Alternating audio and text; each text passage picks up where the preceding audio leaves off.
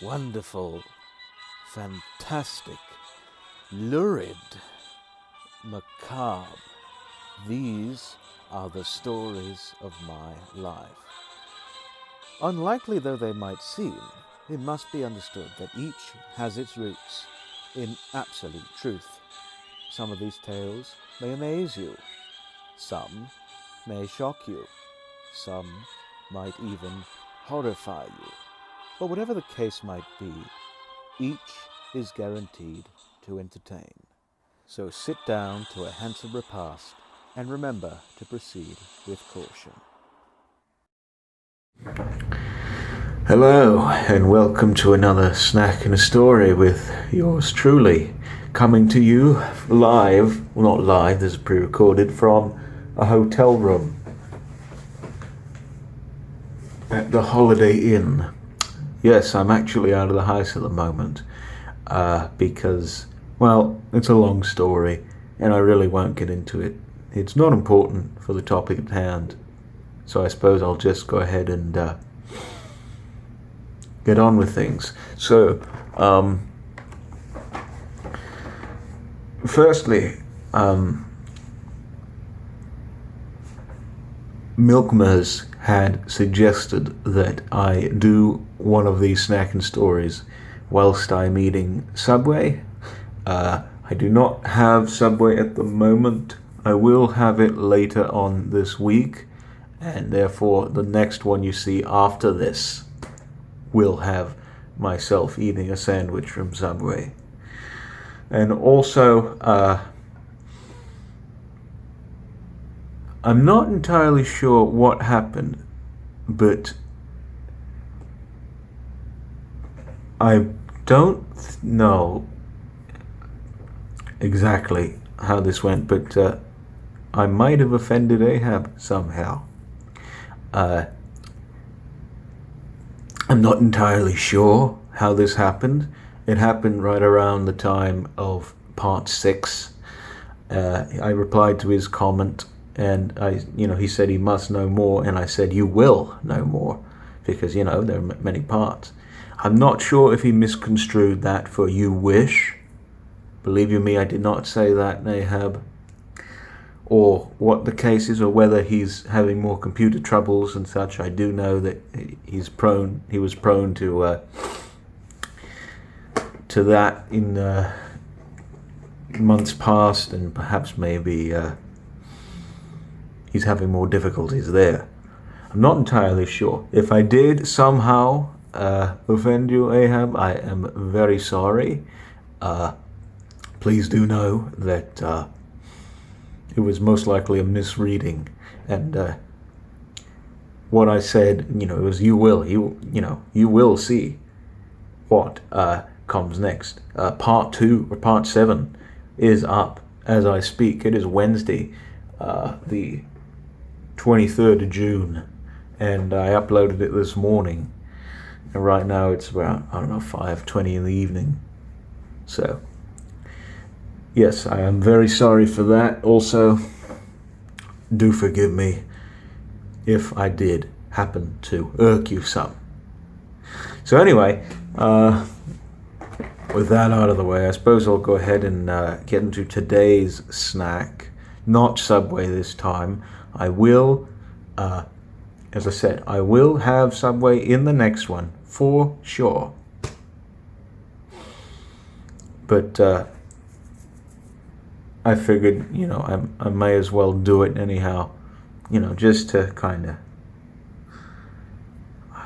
get things. Anyway, I'm sorry about that. I lost my train of thought there, but I will have Subway in the next one. But for now, the snack I do have is one of my favorite sweet candies to have. I don't have them that often, but when I do, I indulge, and I think they're simply wonderful. They are, in America, they're called Whoppers, but you might also know them by Maltesers or some or other various names, but here it's Whoppers. And essentially what they are is they're, malted milk balls, or chocolate malted balls, something or other. So anyhow, I already opened this because, I digged in before this recording because, I haven't had these in so long, and I figured I bought them with my money. I can eat them when I want to. So anyhow, I suppose I'll go ahead and dig in. I can't just have one at a time with these. I'm sorry. I can't do it. And I suppose I'll begin with a story.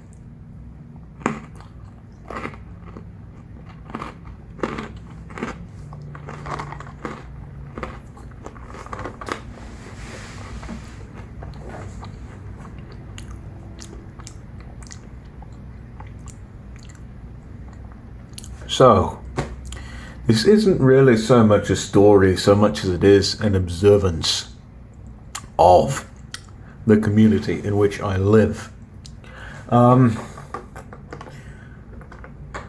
Around 6 or 7 years ago, it was planned that there was to be erected on a very bleak and barren piece of land, something of a shopping center, an outlet center, mind you, an outside shopping mall, something that's very, expensive and labor intensive to build and such. It would hopefully bring in more tourists and such into the city and all that. They had just, I guess, claimed that area about 2 years before, around in 2012 or 13, and we're going to begin construction in 2014. And in order that they might be able to do that, plenty of measures had to be taken and such.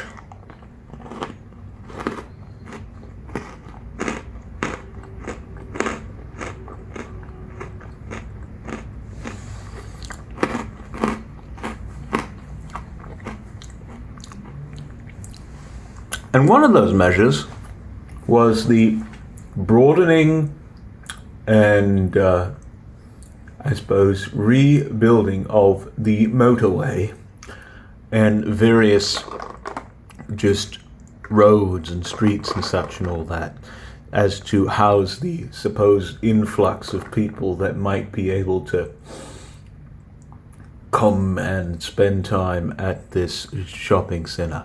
That, and there was a plot of land opposite it about a few miles away where they were going to plan to put a sports park, and that was erected as well.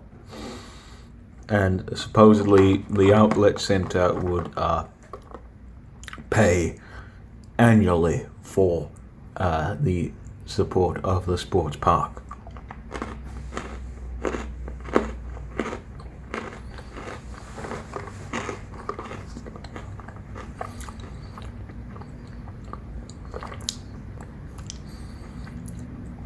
At least that's how the city had interpreted it. So,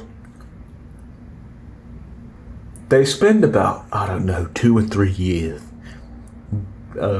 just working on the motorway and widening the streets and such and all this.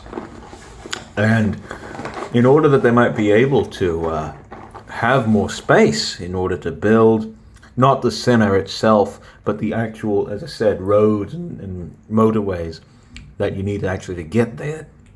They started to dig into the side of a hill that is abreast of a rather popular area, including various fast food restaurants, a service station or two, and also the secondary school.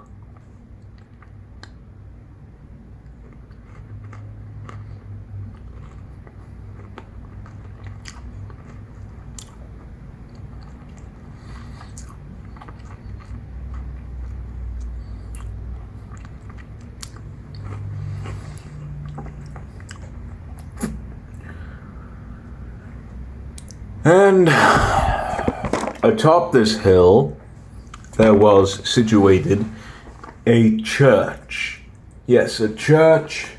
I'm actually looking at it right now. My room has actually quite a nice view of this hill, this particular hill here, so I can see it very well. But anyhow,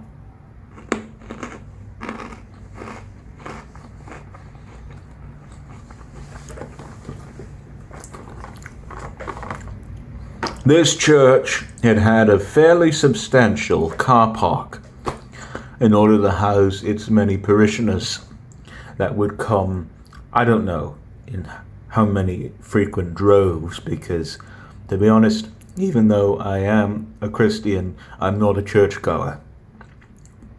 So I wouldn't know. And at the time that I observed this, I was an atheist, so I really wouldn't have known.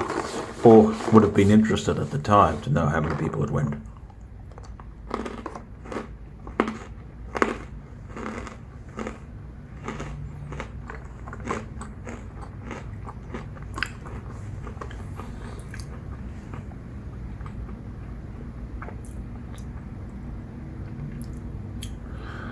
And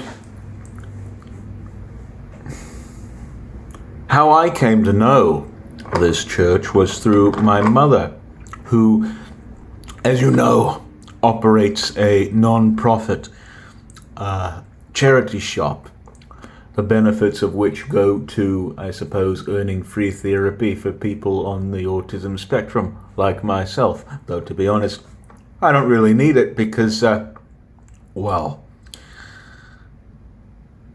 as you've seen from quite a few of these videos, I'm fairly intelligent and such, and, you know, really don't need much molding in that regard anymore.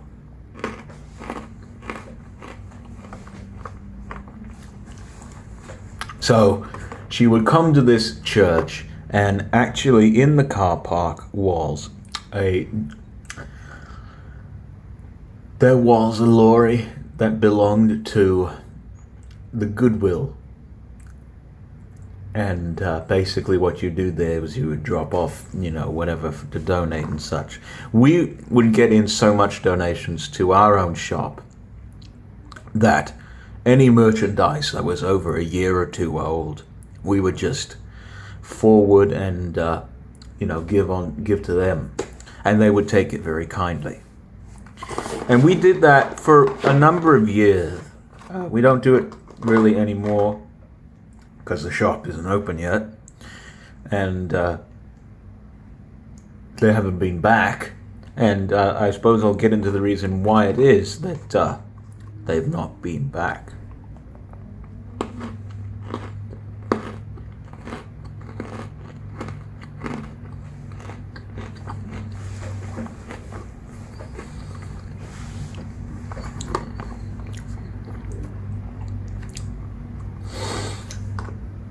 Remember that I mentioned this church commanded a particularly large car park, and it was on a cliff practically, this hill here, that they were digging into.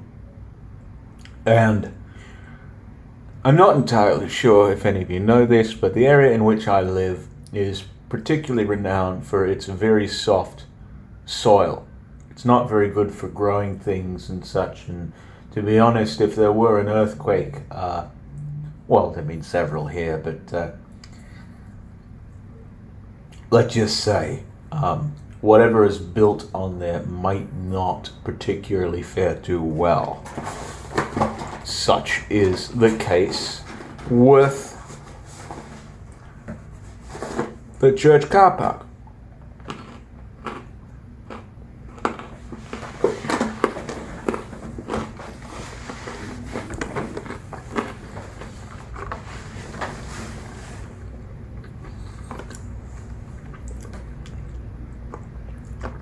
Oh God, am I going to eat this whole thing?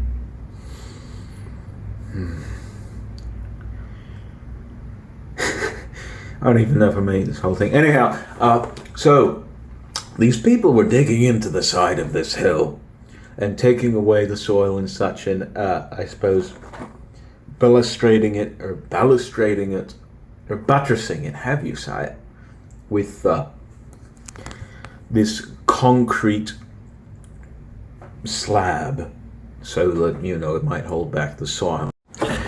The only problem with that, though, is that even though the soil there seems to be in its proper place,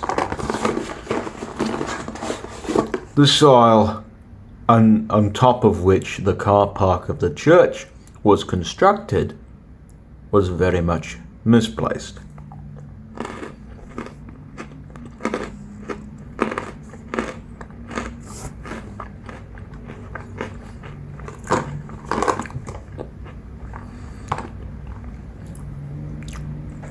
And every time we went back there from around 2017 till about 2019, whenever it was we stopped going there, we noticed that the car park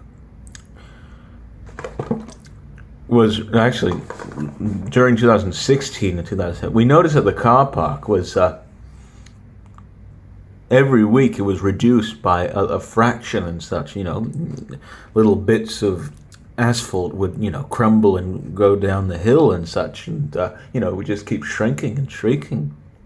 And we had known because it was because the soil was greatly misplaced and disturbed by all the construction and such. And we were going to look into this matter to see if somehow they could stop it and, perhaps save this church or however from falling down the hill, or worse, claiming several lives, all for the sake of erecting this really useless shopping center and this overly bloated motorway.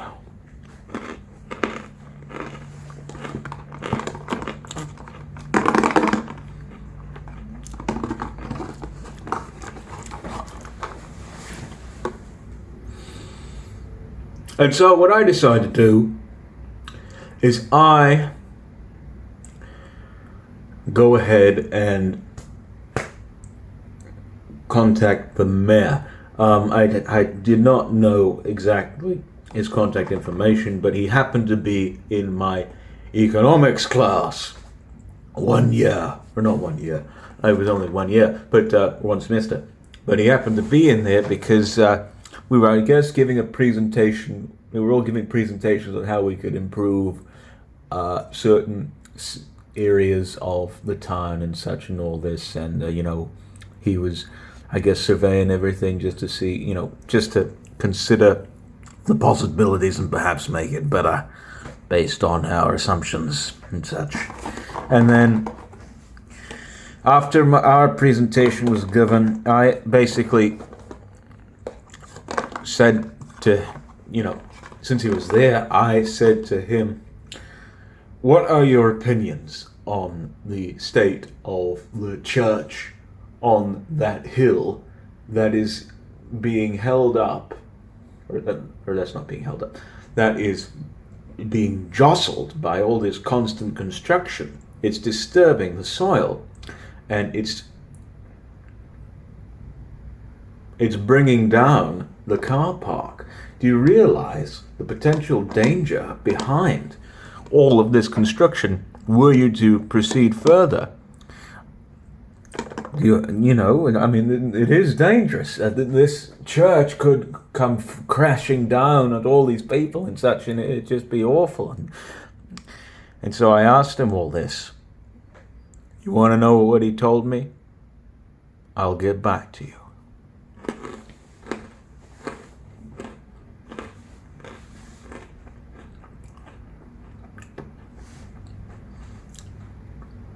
And he said that right to my face. He is yet to get back to me. And that church, as of now, what's it called? The car park seems to have stagnated in its downward dissension, but it's only really supported by, I suppose, some really just plastic sheeting and such and all that.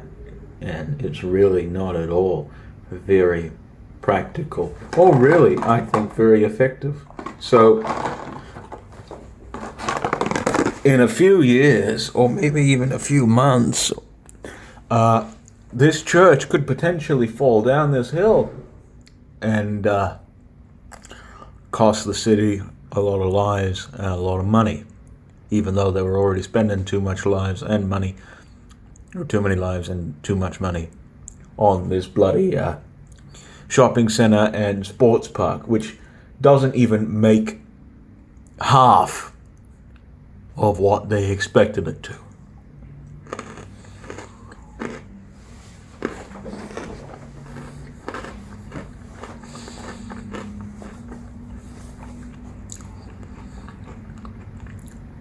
So the moral of the story is,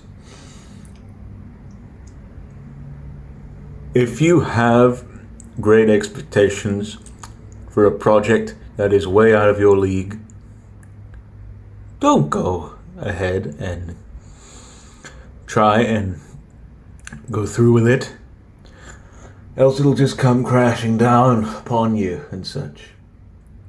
And another moral is, don't trust any wily politicians, because they don't care about your opinion.